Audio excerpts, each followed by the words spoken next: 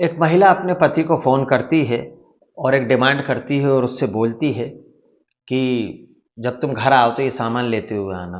अब पति जब इस डिमांड को सुनता है तो खुश हो जाता है। वो मेडिकल पर जाता है और मेडिकल पर खड़ा हो जाता है। मेडिकल पर भीड़ थी। वो भीड़ छट्टे का इंतज़ार करता है, पर मेडिकल पर लोगों का आना और जाना लगा रहता है।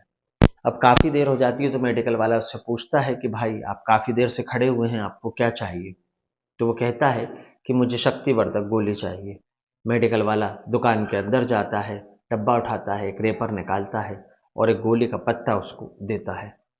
वो व्यक्ति गोली का पत्ता लेता है और मेडिकल वाले से बोलता है कि भाई अगर और पत्ते हों तो मुझे दे दो, क्योंकि मुझे इसकी ज़रूरत लगती रहती है और बार बार मेडिकल पर आना, ये बार बार दवा लेना मुझे अच्छा नहीं लगता। मेडिकल वाला उसे 5 शक्तिवर्धक गोली के पत्ते दे देता है। वो पत्ते लेता है और खुशी खुशी घर आता है। पत्नी पूछती है जो मैंने कहा था ले आए? तो वो कहता है हाँ ले आया। खाना खाता है, पत्नी से बातें करता है और सो जाता है। पति पत्नी दोनों जब सुबह उठने के लिए होते हैं तो पत्नी तो उठती है पर पति उठता ही नहीं है। पति सोया तो सोता रह गया। अब ये जब पत्नी इस घटना को देखती है कि मेरा पति सोता रह गया तो चीख पुकार मच जाती है और चिल्ला चोट हो जाता है और पूरा मोहल्ला इकट्ठा हो जाता है। अब ऐसा क्या हुआ कि पति रात को आया, खाना खाया, शक्तिवर्धक गोली खाई, पत्नी से मिलता है और सोया तो सोता ही रह गया, सुबह उठा ही नहीं। क्या थी इस घटना के पीछे की कहानी? क्या शक्तिवर्धक गोली ने उस व्यक्ति की जान ले ली थी या इसके पीछे कोई गहरी साजिश थी? जानने की कोशिश करते हैं इस वीडियो के माध्यम से, इस कहानी के माध्यम से। नमस्कार, आदाब, सत श्री अकाल। आप देख रहे हैं प्रदीप स्टोरी और एक नई और सच्ची घटना के साथ मेरे चैनल पर पहली बार आए तो चैनल को सब्सक्राइब कर लीजिए ताकि मुझे आपका सपोर्ट मिलता रहे और आप तक ऐसी कहानियाँ पहुँचती रहें। इस कहानी की शुरुआत होती है उत्तर प्रदेश के थाना बिठूर से और वहाँ का एक इलाका लगता है जिसका नाम होता है ध्रुव नगरी। वहाँ पर जनवरी 2025 की मैं बात कर रहा हूँ, इसी साल की लगभग सुबह 7 बजे का समय होगा। एक घर से चीख पुकार की आवाज़ आने लगती है, रोआ चिल्लोटे की आवाज़ आने लगती है। ये आवाज़ जब सब लोग सुनते हैं तो आसपास के सारे लोग इकट्ठे हो जाते हैं। जब लोग इकट्ठे हो गए, चीख पुकार होने लगी तो पूछते हैं कि ये घर किसका है? तो पता चलता है कि घर शबाना का है। अब शबाना कौन है, वो व्यक्ति मरा वो कौन था और इस कहानी के पीछे की पूरी कहानी क्या है, यह आज समझने की कोशिश करेंगे। शबाना रो रो कर उसका बुरा हाल हो रहा था क्योंकि उसका पति होता है आबिद अली, अब वो इस दुनिया में नहीं था। वो हमेशा हमेशा के लिए सो चुका था। अब शबाना करे तो करे क्या? शबाना रोती है, चीखती है, पुकारती है और अपने भाई सलीम को फ़ोन लगाती है और कहती है कि सलीम, तुम्हारे बहनोई इस दुनिया में अब नहीं रहे, तुम जल्दी से घर आ जाओ। बहनोई इसलिए बोलती है क्योंकि वो सलीम से बड़ी थी। अब सलीम तुरंत वहाँ पहुँचता है और जब पूरी स्थिति को देखता है तो वो ये सोचता है कि मेरी बहन इतना रो रही है, इतना परेशान हो रही है और मेरे बहनोई आज दुनिया में नहीं है, तो आखिर ये हुआ तो हुआ क्या? सलीम को समझने की कोशिश करता है, इससे पहले ही वो पुलिस को फ़ोन लगा देता है। मौका वारदात पर पुलिस पहुंच जाती है। पुलिस पंचनामा बनाती है, उस व्यक्ति की तलाशी लेती है तो उसकी जेब में से 5 गोली के रैपर निकलते हैं। और पुलिस समझ नहीं पाती है कि दवा किसकी थी, किस काम की थी। पुलिस उस दवा को जांच के लिए भेज देती है और बॉडी को भी पोस्टमार्टम के लिए भेज देती है। जब पोस्टमार्टम हो जाता है, बॉडी को घर वालों को सुपुर्द कर दिया जाता है तो उसको कफन और दफन की कार्रवाई उस व्यक्ति की कर दी जाती है। अब इसके बाद 24 घंटे बीत जाते हैं। जब दवाइयों की रिपोर्ट आती है तो पता चलता है कि वो शक्तिवर्धक गोली थी। सेक्स बढ़ाने की तादाद, शक्ति बढ़ाने वाली गोलियां थी और वो जो व्यक्ति था उसकी मृत्यु इस गोलियों के खाने से नहीं हुई थी बल्कि उसकी हत्या कर दी गई थी। गला दबाकर उसे मार दिया गया था, ऐसा मेडिकल रिपोर्ट में आता है। जब ये बात आसपास के पूरे इलाके में फैल जाती है और लोगों को पता चलता है कि भाई एक व्यक्ति था जिसने शक्तिवर्धक गोली खाई थी, वो गोली खाने से मर गया और शबाना का पति था आबिद, ये बात पूरी जगह में फैल जाती है। इस बात को फैले हुए भी 24 भी घंटे नहीं हुए थे कि सब लोगों के पास एक अलग ही कहानी पहुंचती है और पता चलता है कि जो आबिद शक्तिवर्धक गोली खाने से मारा बताया जा रहा था, बल्कि वो गोली खाने से नहीं मरा, उसकी तो हत्या कर दी गई है और हत्या गला दबाकर कर दी गई है। पुलिस पोस्टमार्टम रिपोर्ट, गोलियों की जो रिपोर्ट आती है उसके आधार पर अपनी इन्वेस्टिगेशन को आगे बढ़ाती है और पुलिस शबाना के मोबाइल को जब्त कर लेती है, उसके भाई सलीम के मोबाइल को जब्त कर लेती है और मृतक आबिद के मोबाइल को जब्त कर लेती है। अब 3 लोगों के मोबाइल की सीडीआर निकाली जाती है। पहले आबिद की, जो मृतक था, उसके सीडीआर में कुछ नहीं निकलता है। दूसरा सलीम, जो शबाना का भाई था और आबिद का साला था, उसकी सीडीआर में भी कुछ नहीं निकलता है। अब बारी आती है शबाना की।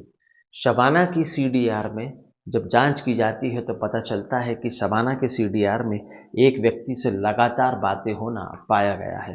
एक नंबर लगातार बार बार हिट कर रहा था। पुलिस शबाना से पूछताछ करती है, पर शबाना गोलमोल जवाब देती है। जब पुलिस अपने पुलिसी अंदाज में बात करती है और शक्ति से बात करती है, तब एक कहानी निकलकर सामने आती है। और ये कहानी, ये किस्सा जिसने भी सुना वो सोचने पर मजबूर हो गया कि क्या ऐसा भी हो सकता है। एक पत्नी अपने पति को सिर्फ अपनी शारीरिक इच्छा पूरी करने के लिए क्या मौत के घाट उतार सकती है। तो जब ये कहानी आप भी सुनेंगे तो आप भी सोचने पर मजबूर हो जाएंगे। अब देखिए आगे कहानी में क्या होता है। पुलिस शबाना शक्ति से पूछताछ करती है तो शबाना जोर जोर से रोने लगती है और शबाना बताती है कि एक रेहान नाम के लड़के से उसकी बात होती है।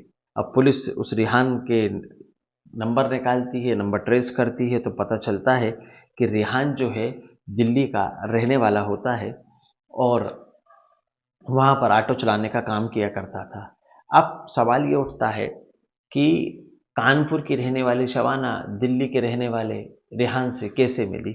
शबाना की उम्र 43 साल और रेहान की उम्र 20 साल। 20 साल छोटे व्यक्ति से शबाना ने कैसे इश्क कर लिया और उस व्यक्ति को शबाना कैसे पसंद आई। दरअसल शबाना ने 2020 में एक 2021 में एक इंस्टाग्राम आईडी बनाई, उस पर अपनी 20 साल पुरानी फोटो डाली।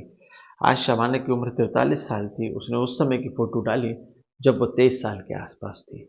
रेहान इंस्टाग्राम चलाया करता था। इंस्टाग्राम चलाते चलाते, स्क्रॉल करते करते, पता नहीं वो कब शबाना के पेज पर पहुंच गया। दोनों की फेसबुक, इंस्टाग्राम के माध्यम से मैसेज पर बात होने लगी। नंबर की अदला बदली हुई और दोनों आपस में बात करने लगे। दिल्ली के रहने वाले रेहान, जो कि ऑटो चालक था, और कानपुर के रहने वाली शबाना से उसकी मुलाकात हुई। दोनों के आपस में फ़ोन पर बात होने लगी। वो शबाना से पूछता है कि तुम्हारे घर में कौन कौन है, तो शबाना बताती है कि मेरे घर में मेरा पति आबिद और मेरा एक 16 साल का बेटा है। आज से 20 साल पहले मेरी शादी हुई थी और मेरा जीवन ऐसा चल रहा है, पर मेरा पति मुझे बहुत मारता है। मेरा जीवन सुखी नहीं कटता, मैं बहुत दुख में हूँ। तो दोनों की आपस में बात होने लगी। एक दूसरे फोन पे बात करने करते रहोगे, आ जाओ कानपुर, आ जाओ मुझसे मिलो। तो रेहान कहता है कि या तुम्हारा पति घर पर नहीं है। तो शबाना कहती है कि नहीं, मेरा पति घर पर नहीं है, वो मेलों में चूड़ी की दुकान लगाते हैं और वो मेले में गए हुए हैं। और मेरा जो बेटा है वो मेरे भाई सलीम के साथ, जो कि उसके मामा हैं, उनके साथ उनके घर पर गया हुआ है, क्योंकि मेरा पति मुझे बहुत मारता है, पीटता है, तो मेरा बेटा ये देख नहीं पाता, इसलिए मैंने उसे उसके मामू के पास पहुंचा दिया है। मेरा पति मेले में चूड़ी की दुकान लगाने के लिए गया है, वो काफ़ी समय बाद आएगा, तुम आ जाओ। अब दिल्ली का रहने वाला जो रेहान होता है वो शबाना से मिलने के लिए पहुंच जाता है और जब वो उसको देखता है तो देखता ही रह जाता है, क्योंकि जो उसका आशिक था रेहान, वो उससे 20 साल छोटा था। अब वो आखिर करे तो करे क्या।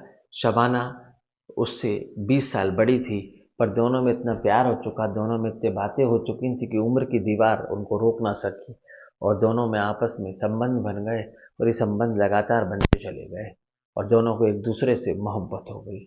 फिर शबाना दिल्ली के रहने वाले रेहान को एक कहानी सुनाती है कि मेरा पति मुझे बहुत मारता है, बहुत पीटता है, मैं बहुत दुखी हूँ, हैरान हूँ, परेशान हूँ, तुम मेरा साथ दो, मुझे इस चुंगल से बाहर निकालो। तो रेहान दिल्ली के ही रहने वाला, उसका एक दोस्त होता है, उसका नाम होता है विकास। विकास से बात करता है और कहता है कि ऐसी ऐसी बात है, मैं एक औरत से प्यार करता हूँ जिसका नाम शबाना है, उम्र 43 साल के आसपास होगी, दिखने में बहुत खूबसूरत है, मुझे उसके पति की बेदर्दी चुंगल से, जुल्म की दुनिया से उसे बाहर निकालना है। अब रेहान अपने दोस्त विकास को अपने साथ लेता है और 17 जनवरी को कानपुर पहुंच जाता है।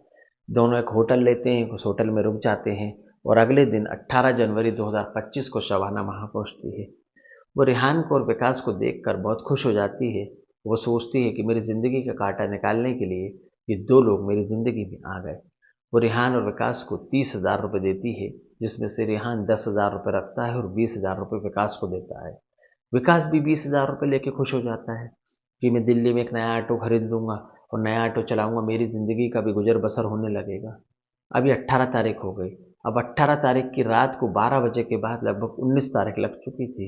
1 बजे के आसपास ये लोग शबाना के घर पहुंचते हैं और उसका पति जो आबिद शक्तिवर्धक गोली खाकर धुत था, गहरी नींद में सो रहा था। विकास ने हाथ पकड़े, रेहान ने उसके पैर पकड़े और शबाना ने छाती पर बैठकर उसका गला दबाने की कोशिश की। जब वो आधा गला उससे नहीं दबा पाई, उसमें ताकत शायद नहीं बची या वो डर गई थी, तो रेहान ने उसके पति आबिद का गला दबा दिया और उसे हमेशा हमेशा के लिए सुला दिया।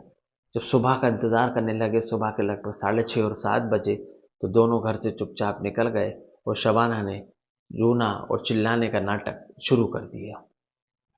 अब जब पूरा मोहल्ला इकट्ठा हो गया, उसका भाई सलीम आ गया, तो सलीम ने भी पुलिस को तुरंत फ़ोन किया और बुला लिया। पुलिस ने तीनों के मोबाइल जब्त करे, CDR की रिपोर्ट बाहर निकाली, आपस में कड़ियों को जोड़कर देखा, तब ये कहानी सामने आई।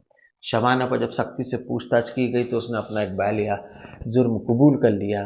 पुलिस ने सलीम की तहरीर के आधार पर, सलीम के एक शिकायती आवेदन के आधार पर एक मामला दर्ज किया और एक हत्या का मामला दर्ज किया और शबाना, आबिद और शबाना, रेहान और उसके दोस्त विकास, तीनों को कस्टडी में ले लिया गया। फिलहाल इन तीनों को जेल भेज दिया गया है। जल्द से जल्द चार्जशीट पेश की जाएगी और इन्हें जितने कठिन से कठिन सजा मिले वो कम है। ये थी एक कहानी एक महिला की जिसने 20 साल अपने 20 साल से छोटे आशिक से प्यार किया और उसकी सहायता से, उसकी मदद से और उसके दोस्त विकास की मदद से अपने पति को हमेशा हमेशा के लिए सुला दिया और एक जुर्म में दाखिल हो गई। शबाना हमेशा हमेशा के लिए रेहान की होना चाहती थी, उम्र में बड़ी थी, पर दोनों में इतना प्यार हो चुका था कि 20 साल की उम्र की दीवार भी इनके प्यार को नहीं रोक सकी। पर कहते हैं ना कि बुरे काम का बुरा नतीजा, काम बुरा था तो उसका नतीजा बुरा होना ही था। नतीजा इतना बुरा हुआ कि दोनों के साथ साथ शबाना भी हमेशा हमेशा के लिए जेल में पहुंच गई। अब ये तीनों लोग हमेशा हमेशा के लिए जेल में ही रहेंगे। अब देखना है कि इन्हें कानून क्या सजा देता है, क्या दंड मिलता है, ये अभी भविष्य के गर्भ में छुपा हुआ है। और जिन्हें कठिन से कठिन सजा दी जाए वो कम है, कठिन से कठिन दंड दिया जाए वो कम है, क्योंकि इन्होंने काम बहुत बुरा किया है। इनको सजा भी अधिक से अधिक कठिन से कठिन मिलनी चाहिए। ये थी वो कहानी कि शक्तिवर्धक गोलियां खाकर एक पति को हमेशा हमेशा के सुला दिया और 20 साल छोटी प्रेमी के साथ मिलकर अपने पति की हत्या कर दी। कहानी के बारे में आपके क्या विचार हैं, कमेंट्स में बताइएगा। चैनल पर पहली बार आए चैनल को सब्सक्राइब करें, स्टोरी को लाइक करें। अगली कहानी, अगली वारदात, अगली सच्ची घटना में फिर मुलाकात होगी। जब तक के लिए नमस्कार। जय हिंद, जय भारत।